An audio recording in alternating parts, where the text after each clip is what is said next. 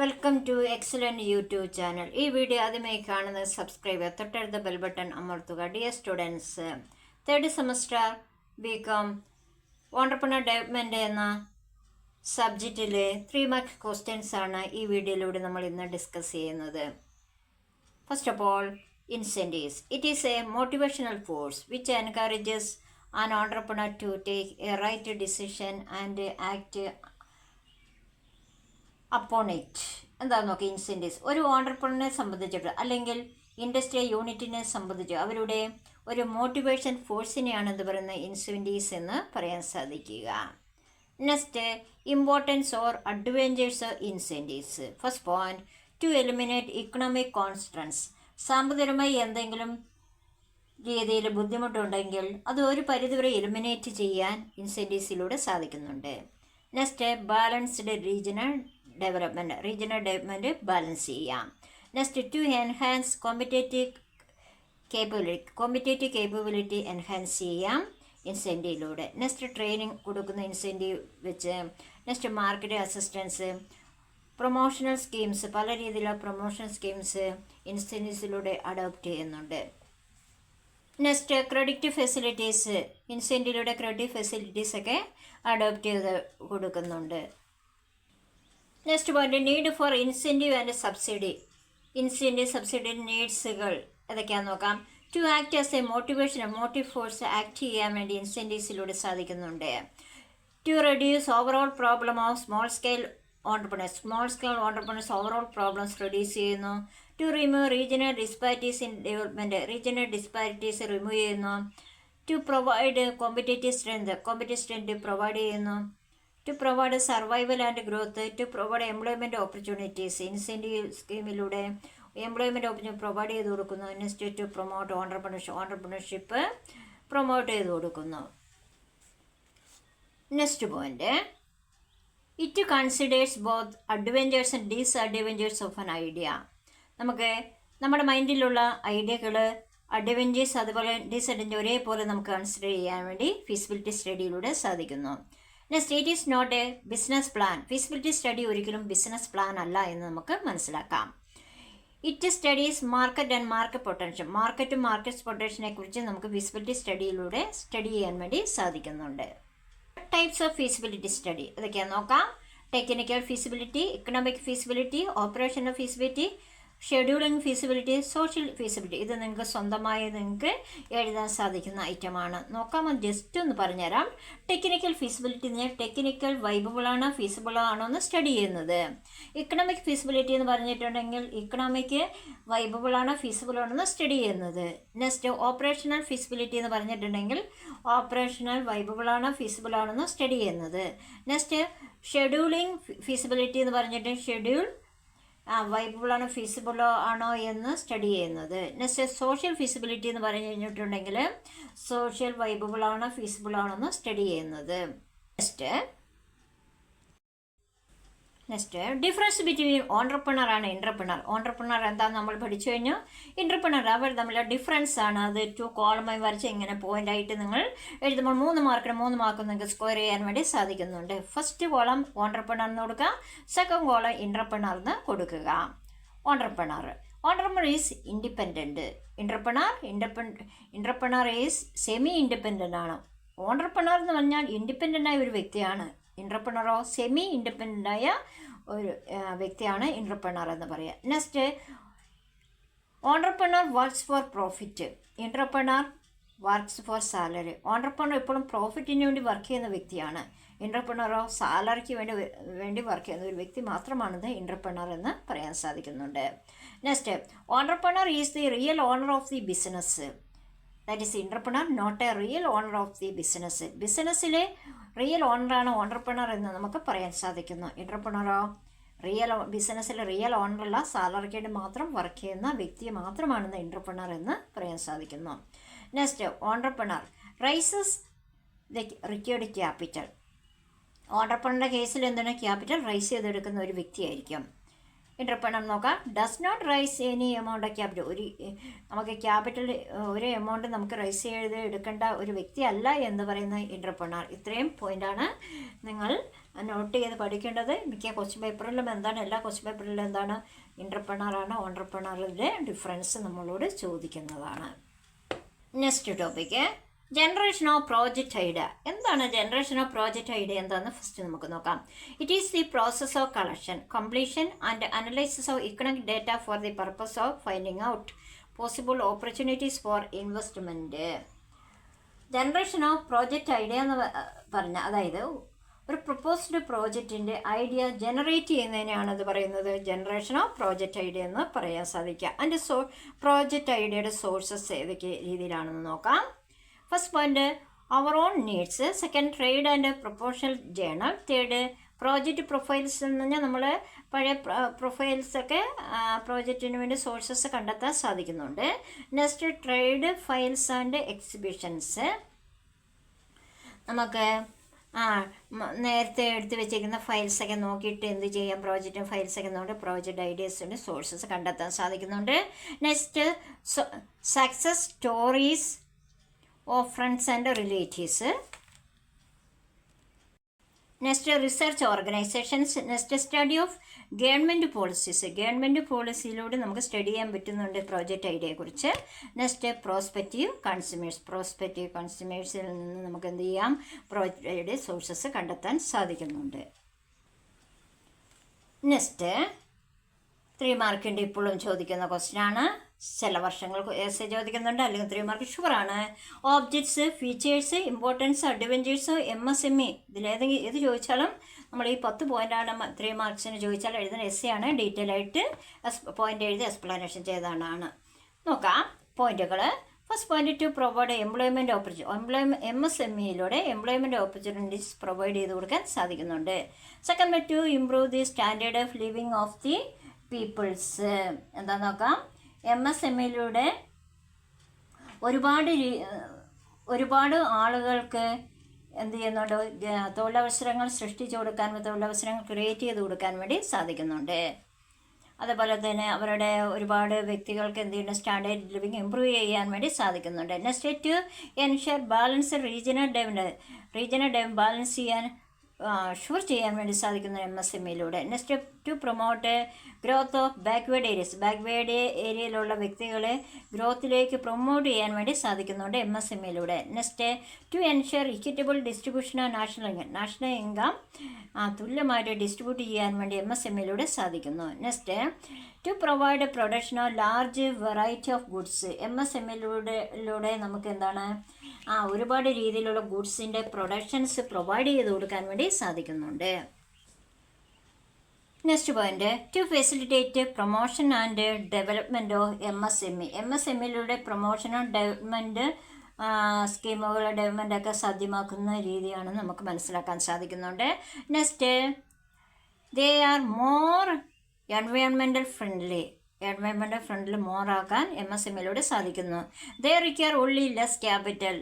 MSME ഒരു business start ചെയ്യുകയാണെങ്കിൽ വളരെ കുറഞ്ഞ ക്യാപിറ്റൽ മാത്രമേ ആവശ്യമുള്ളൂ. Next they are eligible for government assistance ചെയ്യാൻ എലിജിബിളായ ഒരു സ്കീം തന്നെയാണെന്ന് പറയുന്നത് MSME എന്ന് നമുക്ക് പറയാൻ വേണ്ടി സാധിക്കുക. Next characteristics or features of ഓൺട്രപ്രണറിൻ്റെ ക്യാരക്ടറിസ്റ്റിക്സ് വെച്ചാലും ഫീച്ചേഴ്സ് വെച്ചാലും ഈ പോയിന്റുകൾ തന്നെ നമുക്ക് എൻട്രി ചെയ്താൽ മതി. നോക്കാം. First point entrepreneur brings about changes in the society. ഓൺട്രപ്രണർക്ക് സൊസൈറ്റിയിൽ വലിയ വലിയ ചേഞ്ചസ് ഉണ്ടാക്കാൻ സാധിക്കുമെന്നാണ് നമുക്ക് മനസ്സിലാക്കാൻ സാധിക്കുക. Second point entrepreneurs action oriented and highly motivated individual. Entrepreneur എന്താണ്, ആക്ഷൻ ഓറിയൻറ്റഡ് ഒരു വ്യക്തിയായിരിക്കണം, അതുപോലെ ഇൻഡിവിജ്വൽ വ്യക്തിയെ ഹൈലി മോട്ടിവേറ്റ് ചെയ്യുന്ന ഒരു വ്യക്തിയും കൂടിയാണ് ആയിരിക്കണമെന്ന് entrepreneur. Next point to take risk to achieve goal. നല്ല രീതിയിൽ ഗോൾ ചെയ്യണമെങ്കിൽ എല്ലാ റിസ്കുകളും ഏറ്റെടുക്കുന്ന ഒരു വ്യക്തി ആയിരിക്കണം. Entrepreneur is thinker and doer. Entrepreneur എന്ന് ചിന്തിക്കുന്ന വ്യക്തിയും അതുപോലെ പ്രവർത്തിക്കുന്ന വ്യക്തിയും കൂടി ആയിരിക്കണം. Next entrepreneur is planner and worker. ഓൺട്രപ്രണറെ പ്ലാൻ ചെയ്യുന്ന പോലെ തന്നെ വർക്ക് ചെയ്യുന്ന ഒരു വ്യക്തിയും കൂടി ആയിരിക്കണം. Next point entrepreneur build new ഓൺട്രപ്രണേഴ്സിനെ ബിൽഡപ്പ് ചെയ്യുന്ന ഒരു വ്യക്തിയായിരിക്കണം entrepreneur. Next entrepreneur accepts responsibility with confidence എന്ന് പറഞ്ഞാൽ വളരെ ഉത്തരവാദിത്വ റെസ്പോൺസിബിലിറ്റി കോൺഫിഡൻറ്റ് നല്ല കോൺഫിഡൻറ്റോടുകൂടി റെസ്പോൺസിബിലിറ്റി ആക്സെപ്റ്റ് ചെയ്യുന്ന വ്യക്തി ആയിരിക്കണം എന്ത് ഓണ്ടർപ്രണർ. ഇത്രയും പോയിന്റുകളാണ് ക്യാരക്ടറിസ്റ്റിക്സ് അല്ലെങ്കിൽ ഫീച്ചേഴ്സ് ഓഫ് ഓണ്ടർപ്രണറുടെ ഉള്ളത്. Next point features of industrial estate. Industrial എസ്റ്റേറ്റിൻ്റെ ഓബ്ജക്ട്സ് എന്തൊക്കെയാണെന്ന് നോക്കാം. First point to provide infrastructure and accommodation facilities to the entrepreneur. ഓണ്ടർപ്രണർക്ക് എന്തൊക്കെ കൊടുക്കുന്നുണ്ട്?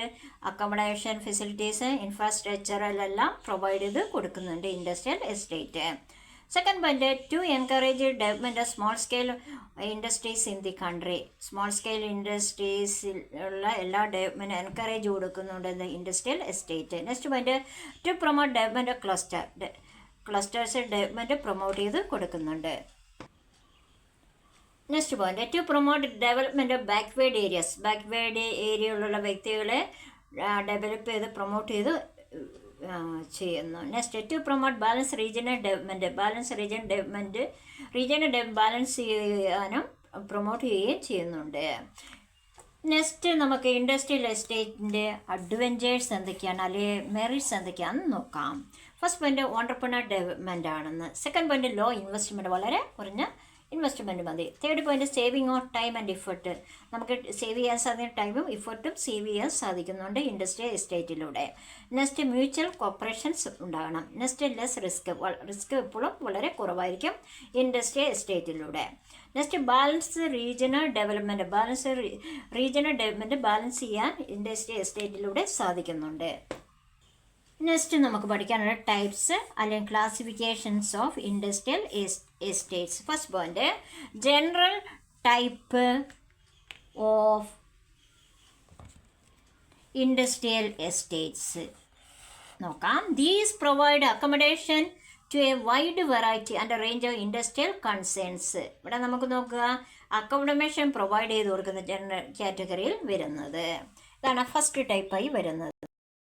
സെക്കൻഡ് ടൈപ്പ് നോക്കുക, special type of industrial estates. These type of industrial estates constructed for specific industrial unit construct കൊടുക്കുന്ന ടൈപ്പാണെന്ത് ഈ ഇൻഡസ്ട്രിയൽ എസ്റ്റേറ്റിന് സെക്കൻഡ് ടൈപ്പായി വരുന്നത്. Next ancillary industrial estates.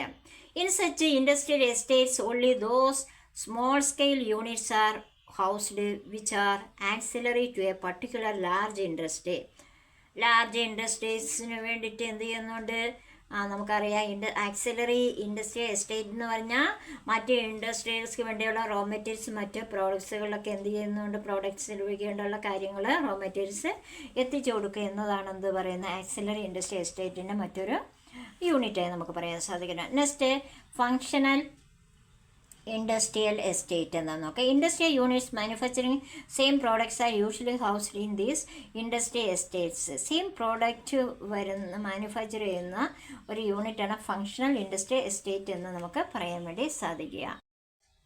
Next point workshop bay എന്താണെന്ന് നോക്കാം. These type of industrial estates R constructed mainly four very small firms engaged in repair shop works അല്ലേ.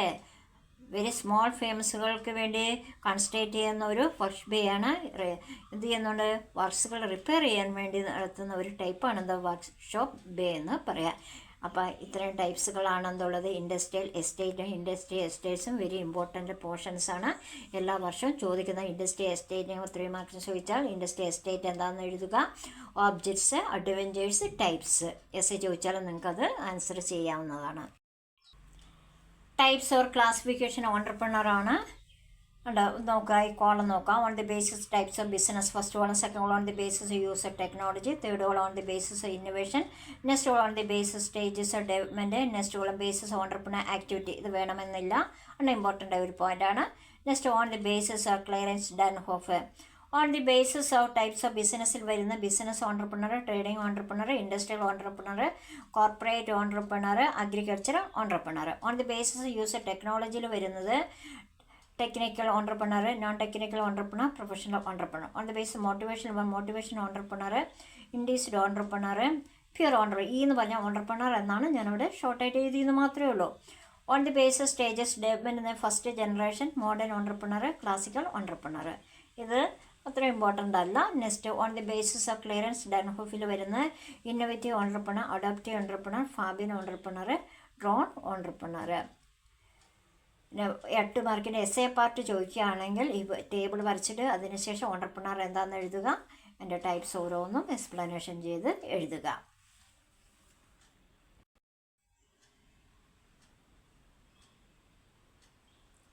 Next essay പാർട്ടാണെന്ന് factors affecting entrepreneur growth in India. ഇന്ത്യയിലെ entrepreneur ഗ്രോത്തിനെ affect ചെയ്യുന്ന factors ഏതൊക്കെയാണെന്ന് നോക്കാം. First economic factors divide ചെയ്യുന്നു. Second social factors, third personality factors, next psychological factors, last cultural factors. ഇതിൻ്റെ economic factors sub ഡിവൈഡായി വരുന്നത്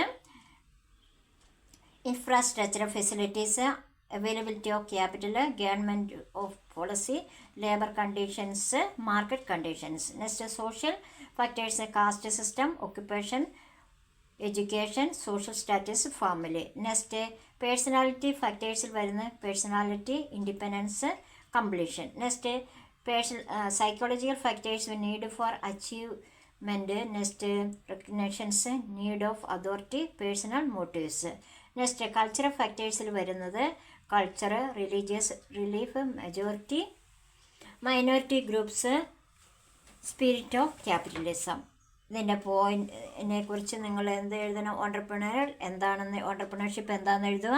അതിൻ്റെ ഫാക്ടേഴ്സ് ഈ ടേബിൾ വരച്ചിട്ടതിന് ശേഷം അതിൻ്റെ എക്സ്പ്ലനേഷൻ എസ് എ ചോദിക്കുകയാണെങ്കിൽ എസ് എ ടൈപ്പാണ്. ഇനി ഏതെങ്കിലും കാരണവശാൽ 3 മാർക്കിന് ചോദിക്കുകയാണെങ്കിൽ ടേബിൾ അങ്ങ് വരച്ചിട്ട് മതി. നെക്സ്റ്റ് വുമൺ ഓൺട്രപ്രണർഷിപ്പ് എന്താണെന്ന് നോക്കാം. Any woman or group of woman which initiate innovatives or adopt and economic activities called woman entrepreneurship. Woman entrepreneurship എന്താണെന്ന് നമ്മൾ പഠിച്ചു കഴിഞ്ഞ കാര്യമാണ് അല്ലേ.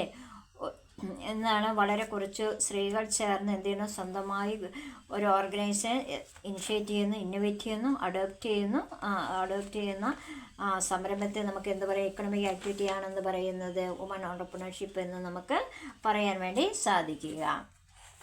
ഇനി അതിൻ്റെ problems, challenges of woman entrepreneurs. Woman entrepreneurs നേരിടുന്ന പ്രോബ്ലംസ് അല്ലെങ്കിൽ ചലഞ്ചസ് എന്തൊക്കെയാണെന്ന് നോക്കാം. First point shortage of finance അല്ലേ എന്ന് പറഞ്ഞിട്ട് നമുക്കറിയാം. ആവശ്യത്തിന് ഫണ്ട് ഇല്ലാതെ വരിക എന്നത് വുമൺ ഓൺട്രപ്രണേഴ്സിനെ തരണം ചെയ്യുന്ന ഒരു പ്രോബ്ലംസ്, ചലഞ്ചസ് ആണ്. Next difficult to store raw materials. Raw material store ചെയ്യാൻ ഫെസിലിറ്റി ഇല്ലാതെ ആവുക എന്നതും വുമൺ ഓൺട്രപ്രണേഴ്സിൻ്റെ പ്രോബ്ലമാണ്. നെക്സ്റ്റ് ഇൻഅഡ്വക്കേറ്റ് മാർക്കറ്റിംഗ് ഫെസിലിറ്റീസ് ഇൻഅഡ്വക്കേറ്റായി വരുന്നത്. Next keen competition.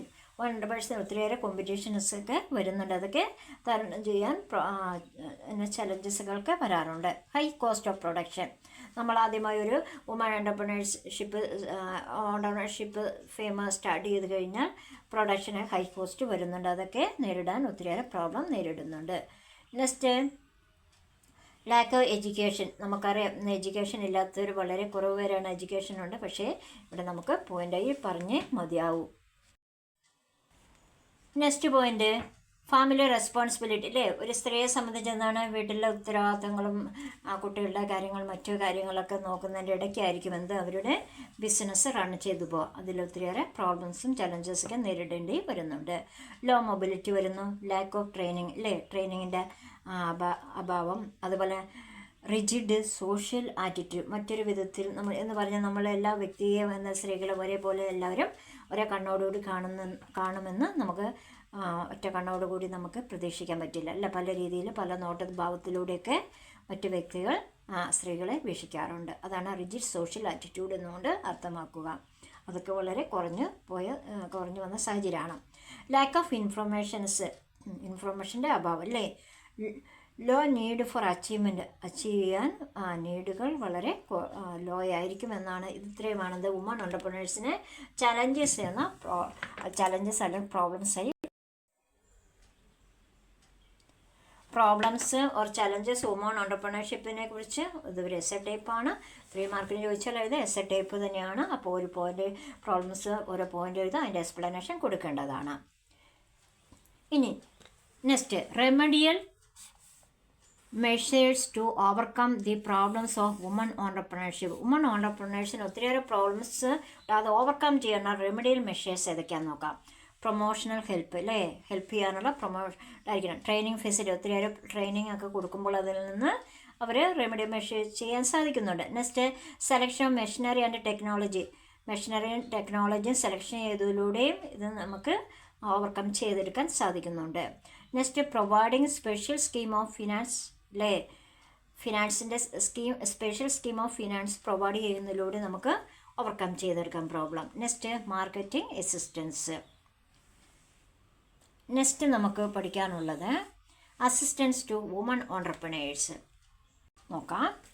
First point, woman ഓണ്ടർപ്രണേഴ്സിനെ അസിസ്റ്റ് ചെയ്യുന്നത് small industrial development organisation SIDO അല്ലേ, അതുപോലെ national small industrial corporation NSIC, industrial development bank of India IDBI, small industrial development bank of India SIDBI, commercial banks, Kudumbashree unit, Mahila Udyan Nidhi MUN.